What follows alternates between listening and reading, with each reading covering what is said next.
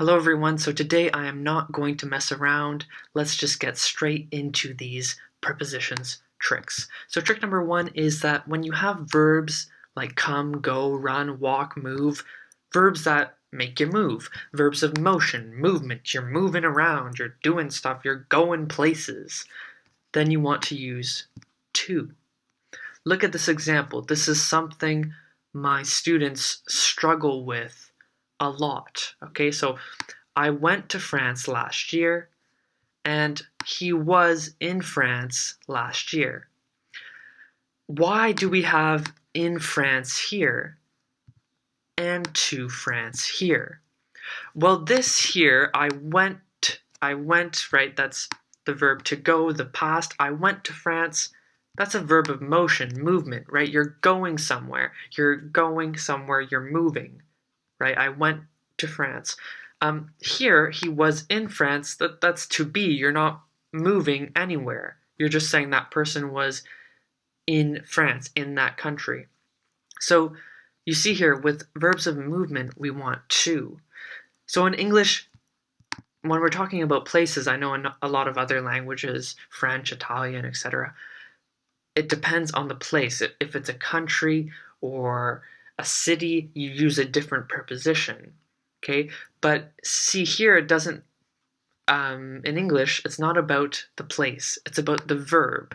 If this were Paris, you'd still say, I went to Paris last year, okay? You would not say something else, like I went in Paris. No, you wouldn't, okay? And it's still, he was, I'm pointing, you can't see me pointing, he was in Paris last year, okay? So it depends on the verb, not the place, okay? Not the place. Let's do one other example here. So look, we ran to the gym because we were late, and no, we didn't run outside today. It was raining, so we ran at the gym. Why at the gym here and to the gym here? Let's think. Here it's a verb of motion, right? You're going to the gym. You're moving to the gym. You're going somewhere, okay? Here you're not going anywhere, right? You ran at the gym. That means you trained there. You were there. You didn't go somewhere else, okay?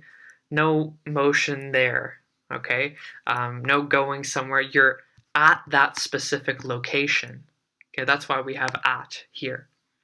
Does that make sense? Ask me questions in the comments if you want further explanation. Now, moving on to trick number two. Trick number two, when we have last, next, and every, and this didn't include that, don't use a preposition. Skip the preposition. So I went to Canada last September, not in last September, okay? I go home every Christmas. Not I go home at every Christmas. It's not necessary, okay? You don't need it, and oftentimes it can be wrong. So where will you be this evening? Not where will you be in this evening. No, just use last, next, every, this. No preposition. That's good. Trick number two is fast. Trick number three, I would say what helps my students a lot is that they can, when I tell them translate some of these sentences with prepositions, these prepositions, into your first language. So understanding until, right? I'll be there until 8 p.m. So maybe you got there at 6 o'clock and you stayed until 8 p.m. and then you left. Okay, so what I would encourage you to, not you, me, you to do now is put these in Google Translate into your first language. See what comes out. So it will help you understand the meaning of this, right? So until is until a specific time. By means I'll be home by 6 means before 6, maybe 5:50, 5:55, 5:45. I was sleeping during the meeting, right? In that time frame with someone, I think you guys know, from, to, okay, he lived in Paris. You see, he lived in Paris. Here, not moving, so it's in, not to, okay, from 1982 to 1997, Okay, so from a year to another year. So translate these in Google Translate. It will help you. And lastly, trick number 4, I would suggest memorizing some common expressions with prepositions. So for example, addresses. I live at 543 Royal York Road. We're going at 8 o'clock for times. In October, so in for months, in 1982 for years, in the 70s, in the 1970s for decades, on July 1st, on specific days, on my birthday, in the morning, okay, on your left-hand side, all right? So if you memorize these guys, I think it will help you a lot. So translate, memorize, take tricks 1 and 2 very seriously.